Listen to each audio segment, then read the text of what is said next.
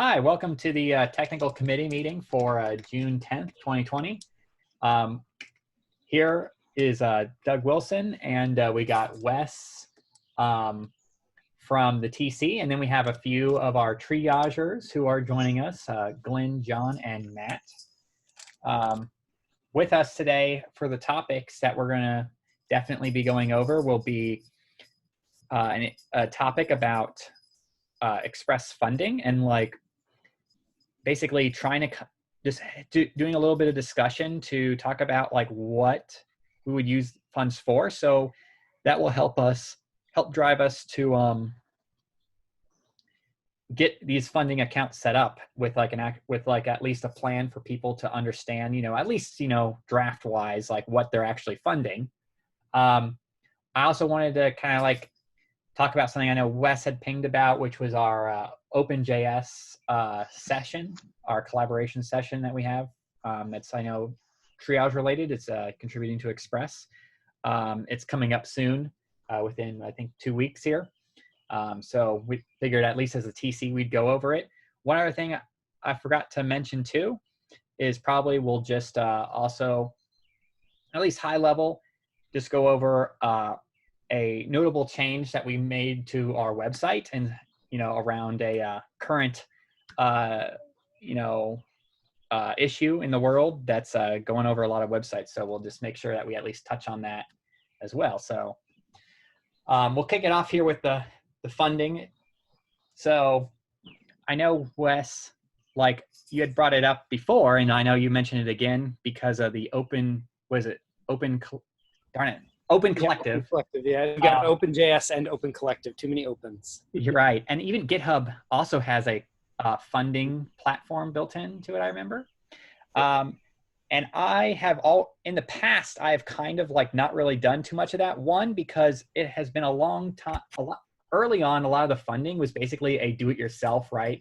Someone at the project would have to literally have a bank account somewhere and figure out the finances, which of course is a bunch of work to make sure you're not doing something weird, which I didn't want to necessarily get into, especially with having, trying to figure out really what the main issue is what do we do with the funds, right? So a lot of times I feel like the obvious thing is, running servers or something like that, right? Which we don't have any infrastructure we pay for, which is actually, we're pretty thankful for that, right? Being open source, a lot of companies give away their infrastructure for free, essentially. You can think of GitHub giving away its infrastructure for free, especially even more of their infrastructure with the GitHub Actions.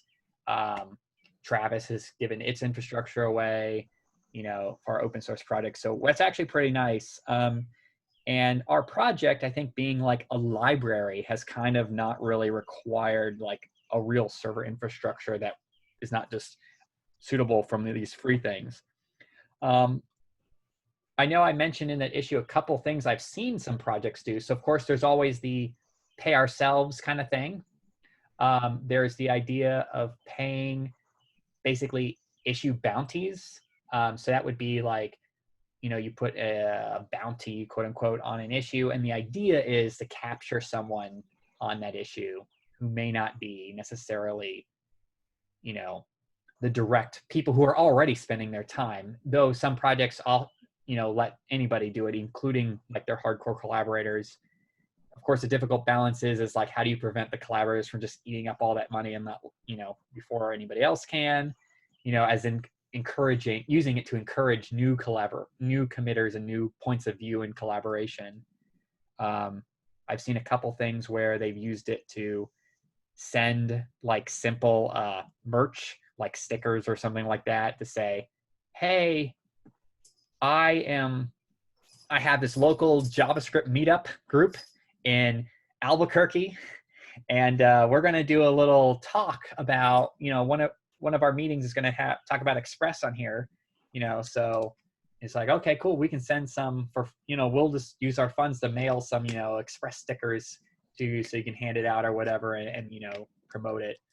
I've seen that before. And of course I've seen the standard using it for travel funds. So for going to some of these things like Open.js. I know right now, because of the current pandemic situation in the world, a lot of these are virtual, but it could also be used if we can't get, like, say, a ticket, because these virtual things still do ticketing. So it could potentially be used for some stuff like that. So I just wanted to list out those things I've seen just as a starting point. I don't have like super hardcore opinions on any of it, so kind of open to whatever people want and any other new suggestions, but just wanted to kind of kick it off. So I'd like to, so having thought about this a lot, I think it is very important for us to have an understanding of what our goals would be, but I also don't think we should let the lack of having a clear direction stop us from accepting funds. And so here's the reasoning. If we, the fact that we have not had infrastructure set up to accept funds has led, so what we have with Open Collective has led a few people to say, well, I would like to, right? And the fact that we didn't accept those at the time means that now we have missed out on the opportunity to have much more than the $480 pledged there, right? We could have $5,000 and we could then use that for a bigger picture item. But because we haven't set up the infrastructure for somebody to go ahead and funnel that money our way, we are actually just saying, we're actually just at a worse place as far as what we could do with it today, right? So I want to make sure that we don't necessarily tie those two things together too tightly. I think we should move forward on setting up the infrastructure to collect the funds, irregardless of the plan. Because then in 6 months, once we've gotten it set up, we may actually have enough to pay somebody to work on redoing the website for a month, right? Like these really big things that we just don't even have close to the energy to be able to achieve, right? Where it's not just a bug bounty, because, you know, and don't get me wrong, those things are all great. Like there's a lot of great things we can do that are sort of small scale.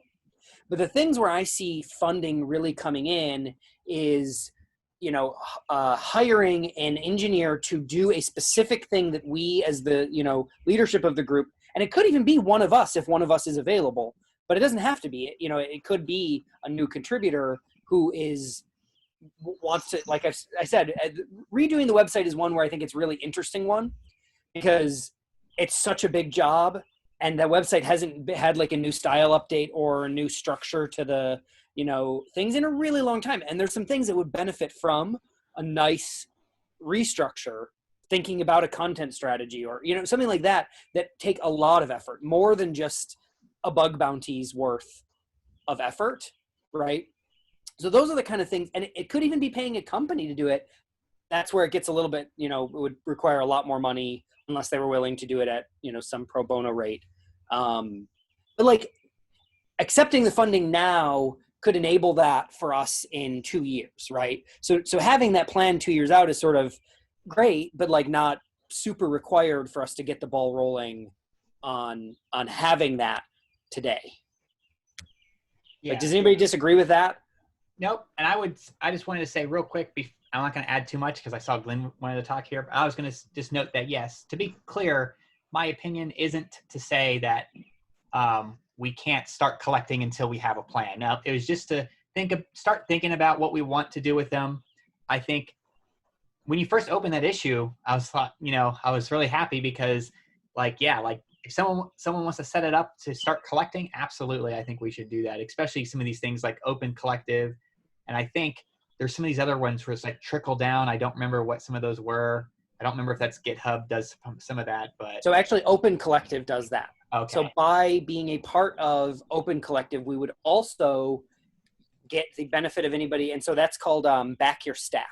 So you can actually go and basically give your package JSON to them, and they will go your entire tree, and you can say, I'm going to give $100 to my stack, and then they'll basically just divvy it up among anything in your whole entire dependency tree. Yep, and that's more reason. Once again, that's more reason why the sooner we get it set up to start accepting it, the better, because then when we actually, you know, we can figure out what we're going to do. So I'll hand it over to Glenn here. Yeah, hi. So can you all hear me? So it's exactly as you said. So even though we can get people to contribute freely, which as we're doing, we're giving our time. And that's probably one of the biggest things. To do something properly, you may need to be full-time, and that requires giving up a day job, even if just for a while. So I have been talking to a designer that I've worked with, and even if we have a design, it's still a big endeavor to refresh a site. It's quite a big thing. From a design perspective, we just take that one thing, like we did the triage team as an example of how perhaps we should do things.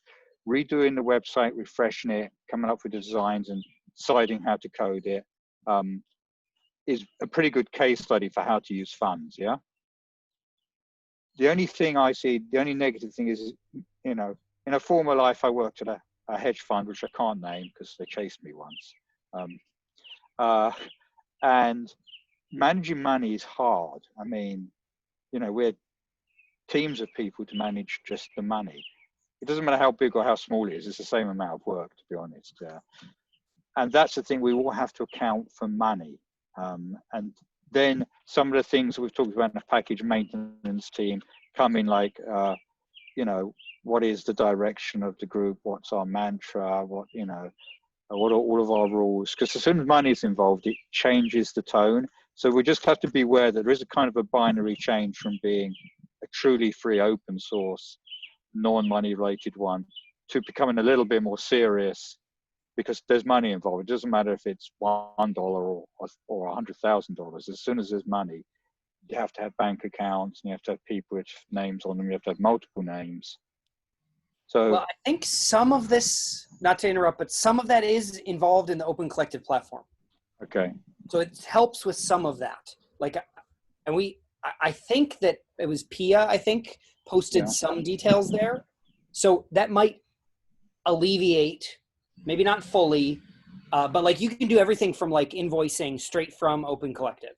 So oftentimes, like I'm pretty sure the way it works is, say we wanted to pay a designer for a little bit of time to come up with a design, right? I think you actually go into Open Collective and put the line item with the amount, and it's fully public. And then you write the check comes like straight from Open Collective invoiced to or they invoice Open Collective or something like that. We'll have to get some details there, but I think it actually helps with a large part of the complexity that we've all considered none of us want to actually touch the money or go to a bank or have to open things with our names. That's the thing. We don't want, you know, to be directors of an institution. And I should add on top of that, just to add, Jory, who messaged me about this the other day, saying we have pledged funds. They're going to be making an announcement from the OpenJS Foundation level on some of this, hopefully soon, like within the next week. So they may also be able to run the bank account side. You know, we'll have to see what they announce. I'm pretty sure that Open Collective, in terms of custody of the funds, it all just stays in Open Collective, and there's very, very little burden on maintainers to do any of that kind of stuff. From what I've looked into it before, so basically I agree wholeheartedly with Wes and Doug also about like getting it set up and getting that infrastructure in place to be able to accept it. I think is a really good idea. Also, I think there was conversation in that thread that I linked to about in this issue about, you know, having some messaging first to let people know, like, hey, I gave you money. Why aren't my bugs being fixed? Like, you know, like so people can expect essentially what's going on, like what they can expect back from Express in terms of, you know, donation. There are a lot of companies that just, they do back your stack, et cetera, and they just don't really care. They're just, here's money. I feel bad. You know, I'm making millions off of your stuff, so use it. In the beginning, I think that we should probably just say, hey, we don't have a clue what we're going to do with this stuff yet. We just kind of want to see what we could do, and that depends on the funding we get.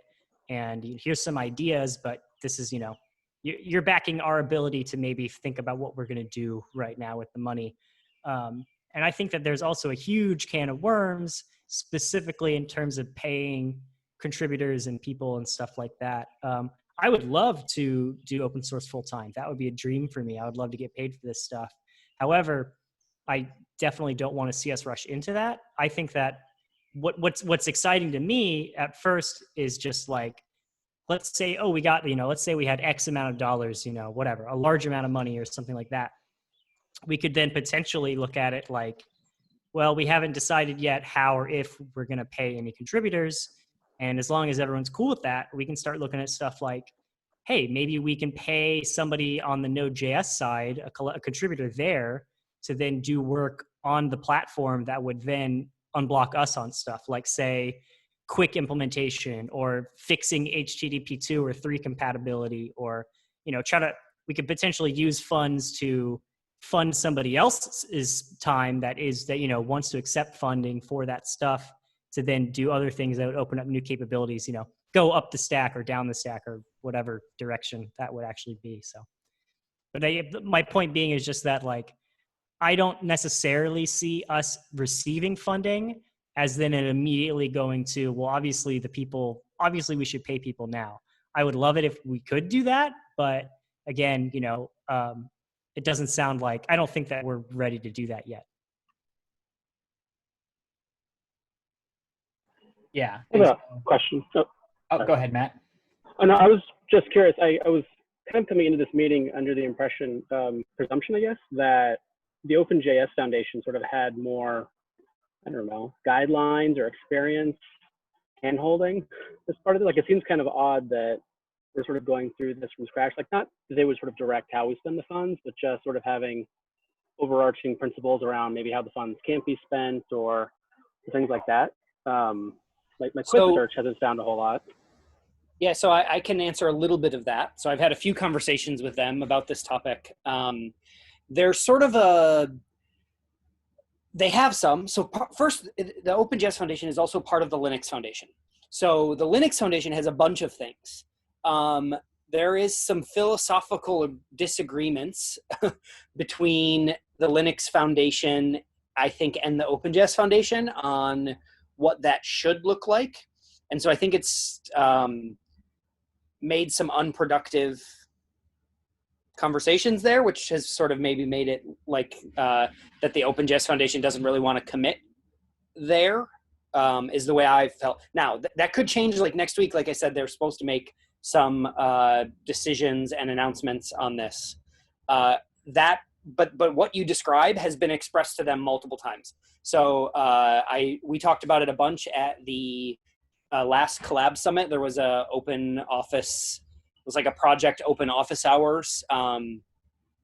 And we talked a bunch about this. There was like 4 or 5 different major projects in the room saying basically the same thing, is like, look, we want to be able to do this, but like, we are pretty sure we shouldn't be doing it on our own. We think the foundation should be helping. What can you do? And at the time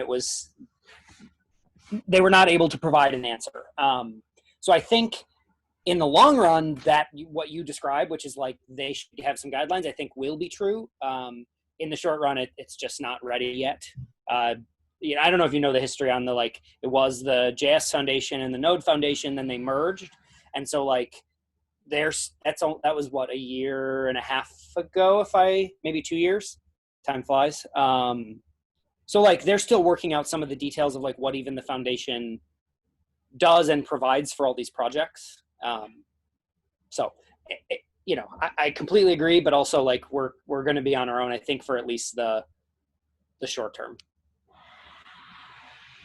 Not that I think anyone is making this conflation, but to be crystal clear for anyone that's not familiar with OpenJS or Open Collective, they're 2 separate entities too. Open Collective is a platform specifically for people to receive funds from open source and then spend them, et cetera. I never even considered if OpenJS governance in any way would affect spending or rules like that. I'm not aware of any guidance they have yet. Well, that's the thing. They don't, and I think the goal would be that we, as a project or any project, could go to them and just say, we want to accept funding. Give us a link, and we will follow it, whatever it says to do, right? And then the OpenJS Foundation will have vetted the process, made sure that it's not going to incur any legal liabilities, they have lawyers on contract. Like the goal is that they'll provide the template by which we can do it, right? Safely, and not incurring some liability to a company that says we will fix their bugs or something, right? Like that's what we want to make sure we avoid. This is not, oh, now you can join our open collective and we'll instantly change, add your feature. We need to make sure that the wording is safe, and that's where I think the foundation really can play a really strong part. But again, they don't have it yet. Right. Yeah, it's nuts. Go ahead. Sorry, I was going to say just that open source funding is such a new, or not, it's an old problem, but there's so many things that have changed in it now that there's, like, I looked at Babel. I dropped a link into that issue of, I found a blog post from 2019 about Babel talking about laying out their funding plans and stuff, which has got a lot of information. I don't know if this would ever help us or not, but Henry Zhu is the lead maintainer behind Babel, who's a really great guy. And I'm sure that if there were questions he could answer for us, or if he, I'm sure he'd be interested in talking about these things as someone who has gone through a lot of this stuff. He would be, and I've talked to him. Cool. He came to Netflix for a talk. We I think support them in some way. I don't know the details of it. And we had lunch, and I chatted with him a bit about it. I think he has some really good insight. I think he has a slightly different take on it than we do, partly because his goal was really to try to go full time on it, and he has. But he has a lot of really great insight. He's a very insightful person. So I think if we wanted to, I asked him when we were having lunch, I was like, hey, we've talked about doing this for Express. Like, what do you think? It was a while ago now, so I'm trying to remember exactly what he said, and I can't. So anyway, but he did offer, if we wanted to chat with him, I'm sure we could invite him to a quick Zoom or something and get his input. Nice. Yeah. And what I was going to add too, especially, was just to, to further, what you said, John, about OpenJS and Open Collective being different is, yes. So OpenJS is not, which is our top level foundation, isn't actually distributing the funds to us.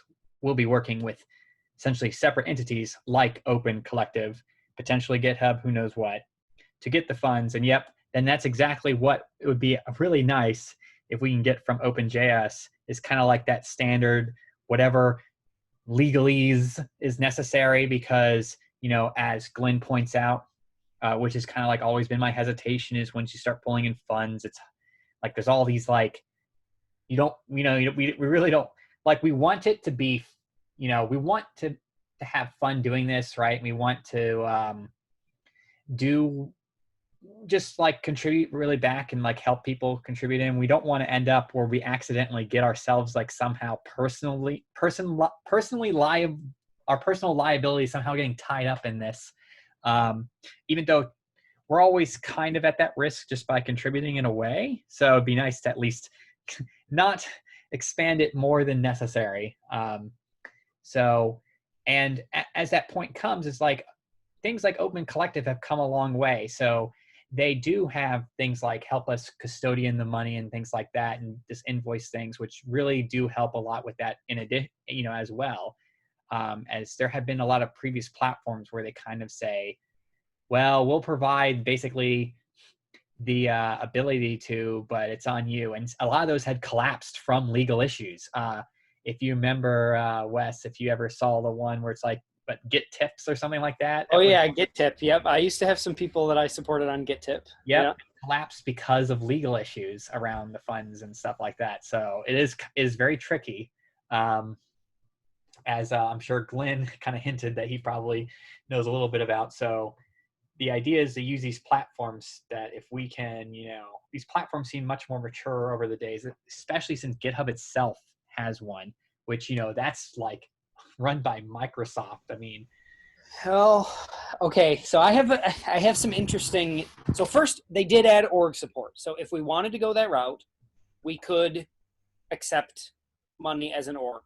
That said, I think there's still a bunch of things where Open Collective is significantly better at this. than GitHub. Yeah, I don't know the difference between them, and yeah, I definitely believe the exact same from just like when I looked into it a little bit semi recently. Is that Open Collective looks like it's the most mature one currently, and I wholeheartedly agree that yeah, if especially to simplify things, to choose one, I think that is like the one to choose. Yeah, so I'm definitely on board with setting that one up first. So now I have a GitHub sponsors. I have one sponsor, and it's Darcy from NPM. And this is a problem that it helps no one if we just pass the same $5 bill back and forth and Stripe takes a cut, right? Like that just doesn't solve the problem. We're just giving Stripe money, right? I mean, and I guess GitHub doesn't take a cut. I guess GitHub matches. So as long as you're in the first year of your sponsorships, then passing the same $5 around is getting Microsoft to pay Stripe a little bit and us a little bit, which is great. But if if it after the first year, it's effectively, if it's just us and other people like us funding each other, then it doesn't really help much. If you look on the Open Collective, the people who are on there are not, they're not like passing the same $5 bill around. A couple of them are companies. Like that's where I think we, as a project, should focus our energy. So if we make our this is what your money will go to, and the tiers and all the different parts that are involved with setting up any of these platforms, really targeted at companies that use Express, sending a couple bucks our way to help support the project, I think we're going to be a lot better off than if we try to focus on the individuals giving us, their a coffee a month kind of deal.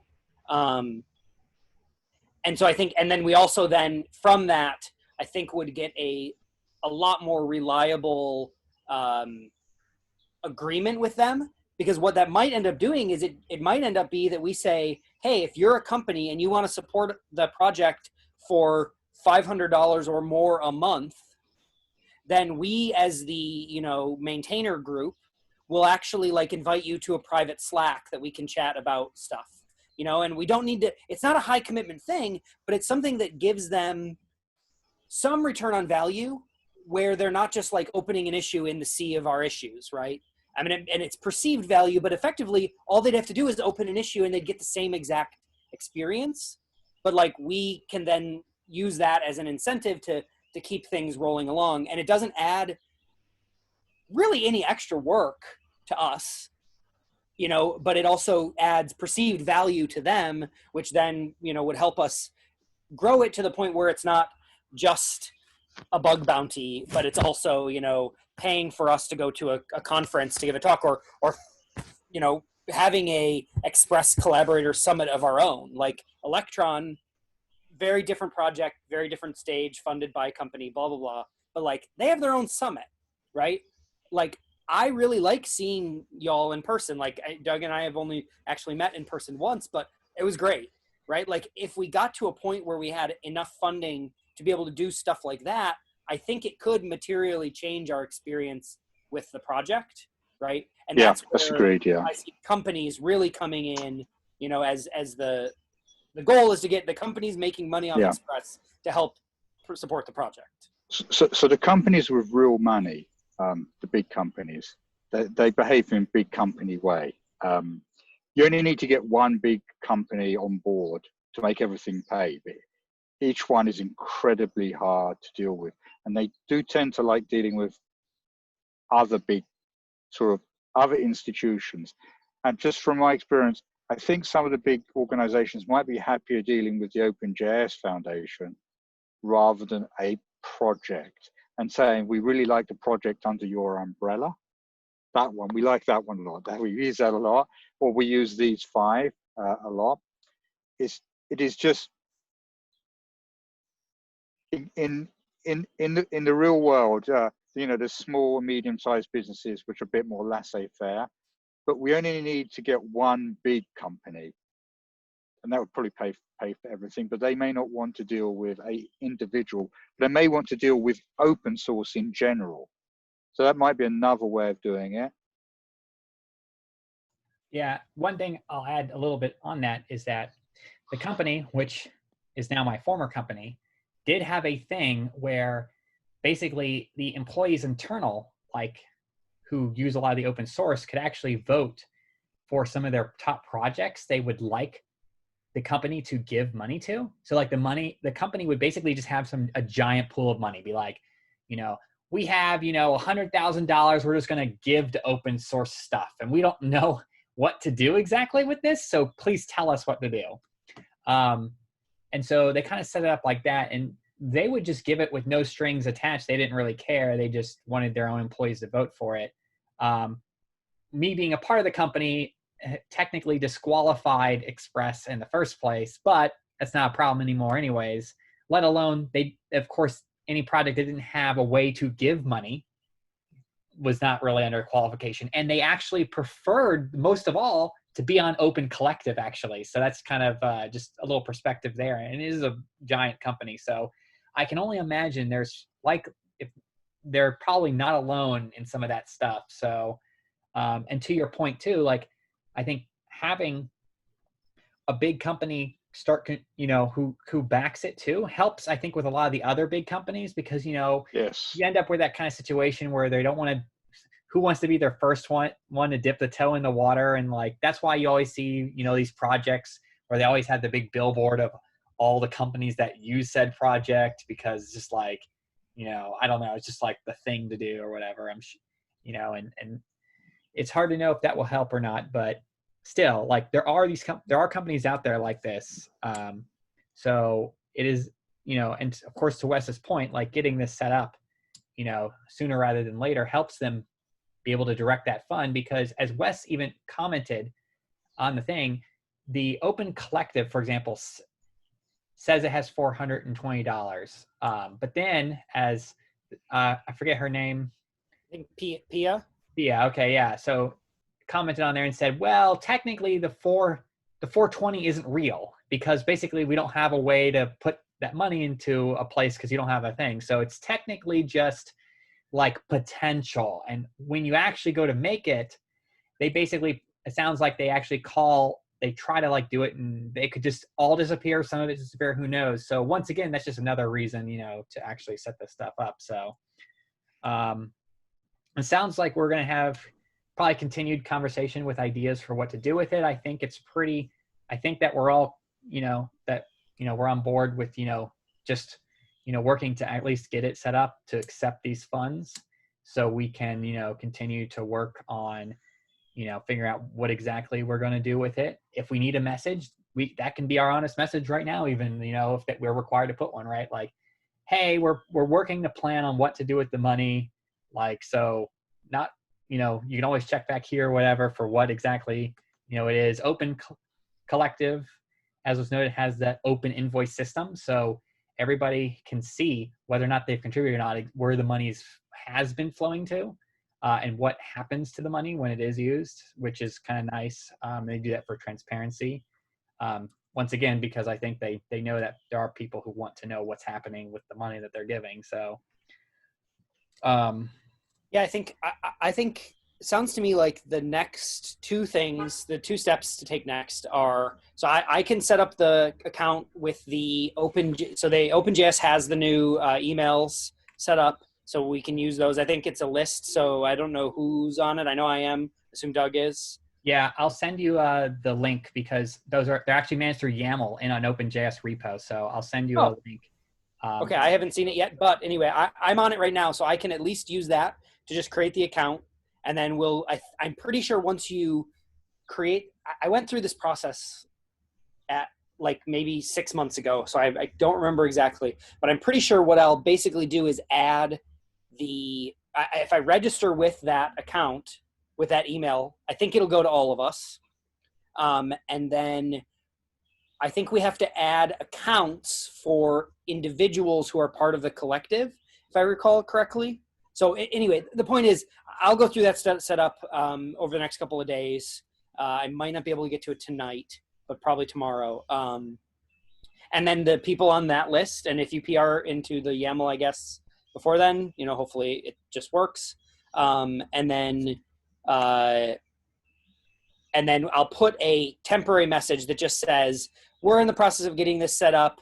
I'll add a link to our discussion on the getting it set up. And then I'll also add a link. I'll make a new issue on what we want to do with the funds. And I'll just link to them. And I'll say, we're working on this out, details to come. Here's where you can contribute to the conversation if you're interested in funding the project and you have ideas for what we can do. And then we'll sort of leave it at that until we sort of flesh out the conversation about what to do. Yep. That sound good? Yep. That sounds good. Cool. So we have our time to make sure that we keep track of it for everybody here, is we have about 15 more minutes. Is there anything that we want to talk about in relation to the OpenJS collaborations summit? I know you had pinged on if the time is okay, Wes, so I didn't know if you wanted to just ask it here or not to get a quick Yeah. answer. Did everybody see that? And is the time okay? Yeah. Okay. So I'm already talking for the package maintenance team. Mm-hmm.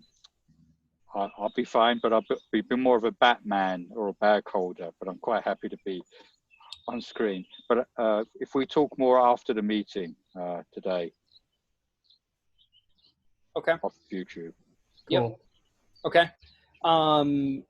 And then for the topic and what we can do, my thought was to effectively start with the same thing we did with the triage discussion last time. This time being virtual, hopefully, we will get a different segment of people. And then, and especially now that we have the sort of process, it's all, actually running. And then the idea would be that instead of finishing with let's virtually sign everybody up, we'd finish with after the first 5-10 minutes of just chatting about it, we'd let the triagers, all the team members, give some here's my experience kind of sort of as a roundtable, and then do the last little bit.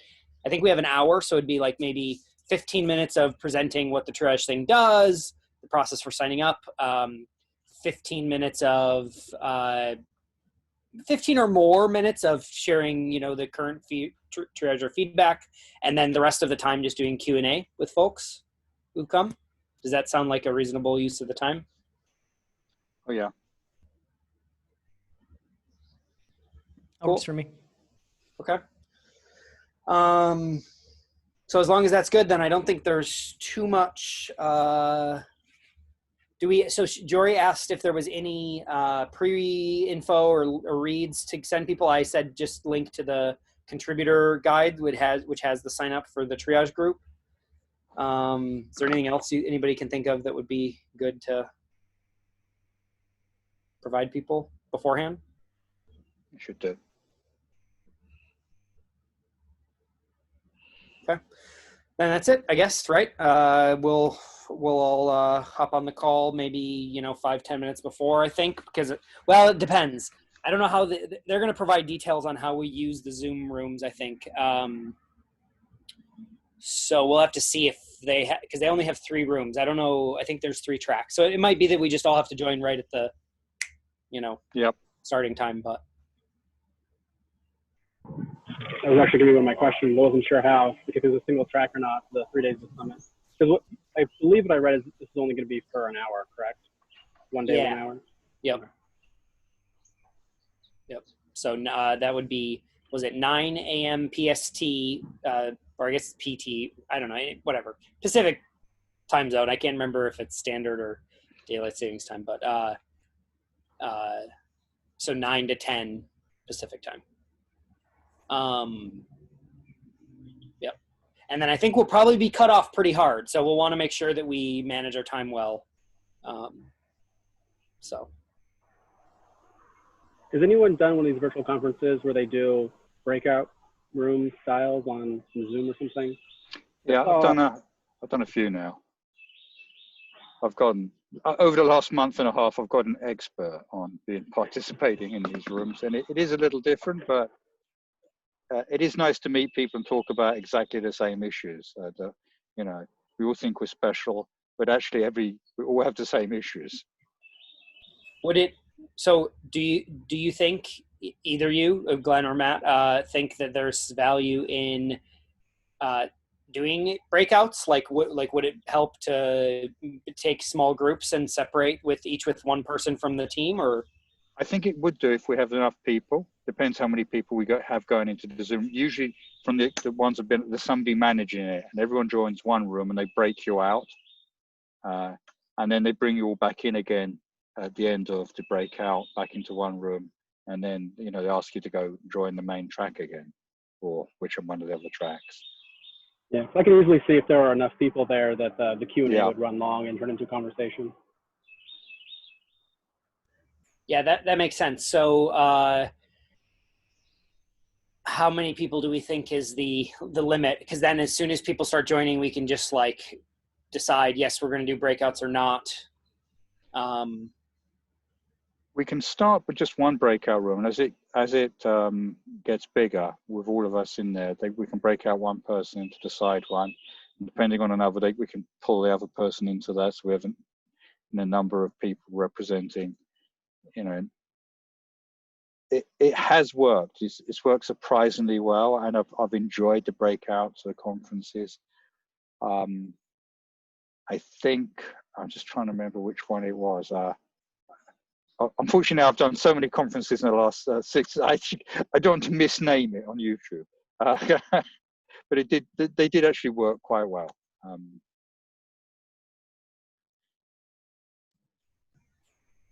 Sounds like something we can probably figure out. Hopefully figure out leading up. One thing that it sounds like a lot of work, but one thing that we could probably think about doing is maybe we'll get a mix of people that want to contribute and maybe some people that just want to ask questions. So it'd be nice to have a moderator somehow during it, just collecting like, hey, if you have a question, we're going to collect questions. So post it into the chat. We'll have a moderator pick questions, and then we'll present them at the end or something like that. Just to exactly. That's what I've seen in every conference I've been to. It's been their first time doing it as well. Yeah. And they've done quite well. Obviously, some of them are experienced at doing conferences, but I think as long as we have a moderator that's verbal and so I am happy to do that, because my goal would be that while I can give the first few minutes of it, then I will basically just be mostly observing, but in this case I guess I can just do the moderation. So I think that'd be a good way for me to put you all front and center. Yeah. Oh, here we go. Okay, so was there any talk, the slight change of such, we were talking about getting templates done for PRs? There's been no work on the PR templates, and there has been no work on no further work on the issue templates. We have a .github repo in each org now that got set up. But I don't think that, but I created a PR for the Express.js one, I think, with just some like work in progress stuff. So there's a PR open for the Express.js.github if you want to look at and comment on some potential templates. They're bare bones. They're just empty right now. I'll contact you, John, because I think that's it's getting important now. I feel people raise issues just because they want to be heard, and that's okay. And you can be there whilst they get upset, and then they calm down and be rational again. And I'm beginning to understand a lot of the comments I see on Twitter now about open source. I think it would help because it would make people pause for thought rather than just like, blah. Yeah. What are you people doing? And to be clear, even though there are bare bones, we can absolutely land these bare bones run, right? Just like the choose your own adventure that doesn't really ask any questions. It's just like, is this a question? Is it a bug? Is it, feature request? Is it something else? And then we don't have to go ham on them at first, right? Just get them in there. That kind of at least drives a little bit of direction to these issues. And then we can always iterate on them as let me work with you, John, and I'll talk about this a bit later. Yeah. So, and If you don't already have the link, let us know, Glenn. Otherwise, yeah. And this is on the Express, like it's the whole org. So as soon as we land even this bare bones thing, the choose your own stuff will be available on all our repos, like right away. So that includes Multer, Express.js itself, the Express session. I know that those are probably like the three most, those are the top three repos that get a lot of questions. I think cores / the CSURF module might be, those are probably like the next ones down if I were just off my top of my head for what gets the most issues opened, especially ones that are really user questions. So awesome. Yeah, so I was just reading through these because I hadn't actually read through them yet. I was thinking on the question one, and we don't really promote this anymore actively, but it's still valid. We might want to throw in there like either we could throw in the Node Slack has a fairly active Express channel. I think it's Noders. There, I can get a link to it. I'll post in the issue just to reiterate. But having so like the Noder Slack, I don't know if the Gitter is active anymore. I haven't logged into that in a while. Yeah, it's very hit and miss. I try to sometimes pop in there, but if you look in there, it's generally people asking questions and most of them not being answered. Yeah, so the ones in the people answer, but okay, the ones in the Noder Slack are pretty commonly answered. Not always, partly because people just phrase things just in the oddest way sometimes, and it's really hard to even understand what they're asking. But if it is a coherent question, they're generally answered. So we might want to just throw in links to those in the comments. But other than that, I think it looks pretty awesome. So. Yeah, and to note on that too, as John had pointed out, is that you can make one of those choose your own things actually go somewhere else and not even open it. So we could have like the question one do that, or even just say like, question, with, maybe we can have it like say something about, for live help kind of thing, and it goes to like the Noder or something like that. Mm-hmm. And so that's what's really, I liked that has that feature, which is really nice, because he pointed out for the security one, for example. So it's like, I found a security bug, or I have a security report, and it takes them to the policy versus like opens up an issue where you put the link to the policy in like a HTML comment, which is, I know how it used to be done. So yeah, like there's a 2 pull request there I saw it was linked to in the both as drafts right now. But if, like I said, we can absolutely get things merged in there, even if they're still bare bones, because something is always better than nothing. And, we can always iterate on them and expand them out as we learn new things and learn new workflows that might work better. So cool. I got one question on that. Yes. Is there a general preference for people who want to post questions rather than do like a message style to like, should we be directing people towards GitHub issues or like Stack Overflow preference? Like, I know we try and answer both, or if I do, I spare time. But if they do want to post a question, is our preference GitHub issues? I think that's something that we should just make a decision on, right? Especially, I think to me, the best place to do it is where people are going to answer them, right?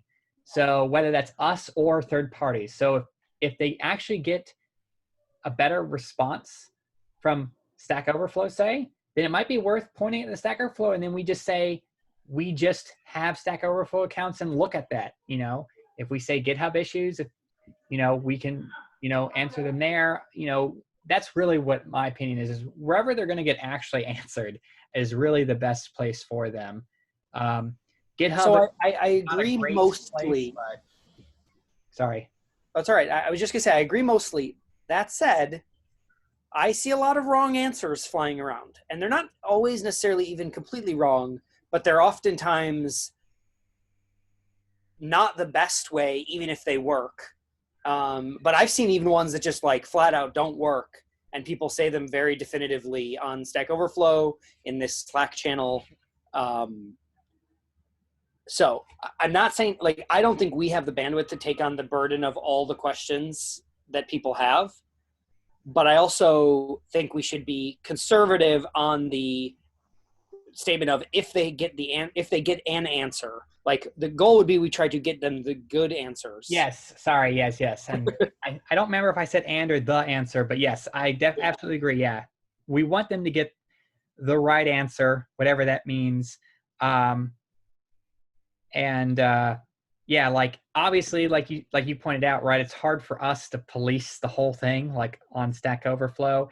It's awesome to have a place where people will answer it, but of course you always have that trick of, like, a lot of people answer it, but then a lot of people are answering nonsense, or just weird stuff.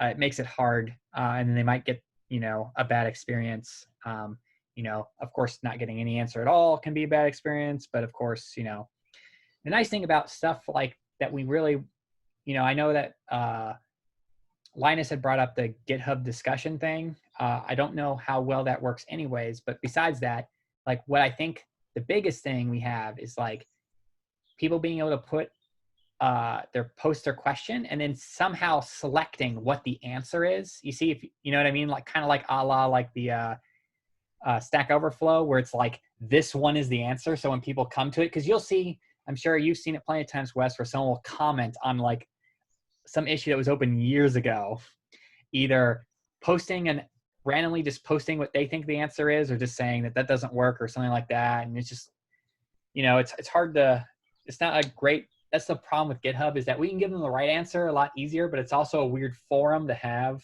that kind of, like, question answer conversation. Yeah, I don't think it's built for it, but I have to. Right. So I do think the discussions stuff would be better for questions. Right. What I posted in there about the NPM RFC stuff is just that they converted a bunch of things that were not ready to be PRs or issues into discussions, and they just read really weird. And, like, if you look at the activity on some of them, it seems way lower than it used to be. Like, that's, I don't know. I don't know if that's for sure or not. Like, I don't know if they even keep track of that. But, like, my read of it was that people aren't used to checking it. So they're not, like, looking in there. They're clicking on issues and then searching and then, like, probably not finding what they wanted. So, I think it's hit or miss right now. Like, maybe it'll improve in the future. But. Yep. But all right. We're a couple minutes over here now, and I just wanted to make sure that we close out by just saying, like, here with the TC, we did, if for anybody who hasn't seen it, our site has changed. We have put a banner at the top of our website to donate for issues around Black Lives Matter current issue. And just to be clear is that, the TC does back that message, and so that message is there on purpose. I know Node.js and some other projects have done it, some to more extremes than others. We did put a message up there, and so, that's, that kind of a topic, is exactly the kind of, like, thing that, like, for example, our code of conduct supports. And so I just wanted to make sure that everybody's aware that it was there on purpose, and also, that is a message that we stand behind here at this project, so. I fully agree, but I want to point out one point of order. I think we need to have a chat with TJ about pushing straight on master. So I'm not, like, again, that's why I didn't make an issue in the commit, because Right. any progress on doing that is great, and whoever starts it is great. But, like, it should absolutely be done in a PR. Like, I think we should hardline that a little bit. Right. Like, yes. And I just want to make for sure that didn't get lost in the message itself. But yes, as far as procedure goes, especially that type of change in particular, was probably something. So, when we think about, especially the triagers, what the technical committee kind of comes into play, that is something that would be definitely something in the jurisdiction of technical committee, even if there is a giant, like, so we talked about, like, project repos and stuff like that. And so or project captains. So say like in the future, there's a strong leadership of the website, you know, and they have autonomy there. But of course, there's always the thing that the website also is a representation of the actual whole project. Yeah. So that type of putting something like that there doesn't mean it was wrong. It doesn't mean, it's not desired to be there per se, but that is an example of something that would definitely fall under the TC. So if you're ever thinking about stuff, trying to figure out, how far up do I raise it and stuff like that, messages like, for the whole thing is definitely something that should at least be passed by at least some technical committee members. So like Wes, for example, when he saw it, he, mentioned the TC members. That was the first time I saw it, which was, I think, a day after it was already up there. Yeah, it was, and I was a few hours after, and to be honest, it was lucky. Again, it's the right message. It's really good. And the only thing, I mean, there was only the one thing that was broken that John fixed, and like, cool. Right. But like, nothing should be pushed straight on master, I think, across the board. Like, correct. I think we can just all agree that that's the standard that we have in our contributing guides, all the stuff. Like, it also would give us the chance to make it better. Like that's what I kind of was trying to make my point with TJ is like, hey, give everybody the chance to contribute to this. Like maybe there would have been some contributors who would have said, hey, actually, I'm really involved with this other, related charity entity. I would like it to be the one that we donate to. Like the fact that he picked it only because React did, like, doesn't actually. And again, we didn't have an opinion, so it's fine. But like, right, it's a good it doesn't starting reflect point. The opinions of the whole project because we just copied it from React. Like, it's a little bit weird from a procedural perspective. A simple way to do it. Well, not simple. I don't know. Whatever. We could protect the GH pages branch, but that would take pushes away from everybody, which may be counterproductive. Well, it doesn't take the pushes away, right? I mean, it just, yeah. I mean, right. Actually, you can whitelist specific people, but yeah. The biggest thing is it doesn't really necessarily take them away from the administrators, which he actually is. So that's why I think this one's a little bit more on. We'll definitely, we did want to mention that here in the technical committee meeting, and we'll take that offline to, get all on the same page with. And I just wanted to not only share that, that's there on purpose and we do support it, and then also, kind of like give an example of as we continue to expand the project, right? What are like definitely like TC kind of issues, right? Because especially like things like the website, but also projects too, just be cognizant about what represents the whole project versus like what represents these little pieces, because we want, to increase autonomy in various ways. But of course, there's always to be cognizant about the project as a whole and just there. Examples of that are the whole code of conduct. I mean, just think about the reviews that like this landing the code of conduct went through, even though it's generally very similar to the OpenJS. It's just we wanted to make for sure that, of course, everybody had a chance to say things, contribute to it, make for sure that was all there as a representation to all of us there before we had actually like landed whatever the specific text was and things like that. So it's just something to be cognizant of course, as we continue to grow. These are just growing pains in a lot of ways. So, it's not like there was nothing like super egregious. Just really just lessons to learn from and things like that. So. Yep, and one thing we might consider doing is also just pointing to the process by which the Node website changes were made, which was like really inclusive of everybody, and there was a lot of input, and it got better because everybody had input. So I think that the goal should just be that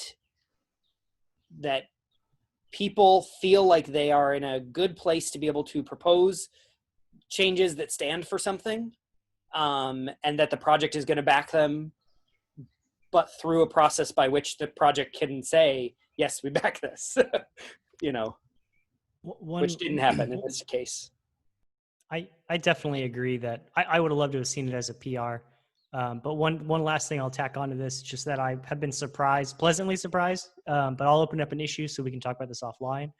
But we haven't had anybody that I've seen come and yell at us about it. because it wasn't a very drastic change. Node.js, if anybody follows the moderation repo, has been getting blown up.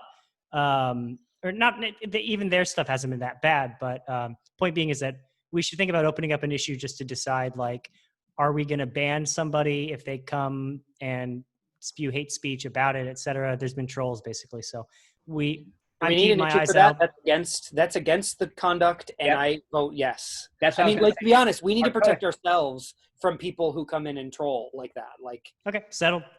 Yeah, I mean, I don't have perms to do that, to Right. ban anybody or remove comments, but just wanted to bring it up. Like I said, I've been happily surprised we haven't seen any of that stuff, but it is a possibility. So Right. And yeah, we do have a code of conduct. So especially if you feel like something was against the code of conduct, and of course it's a little bit open to interpretation, but there are certain things that are pretty black and white on the code of conduct. And I'm sure things that could become an issue because of that are pretty clear cut with the code of conduct there.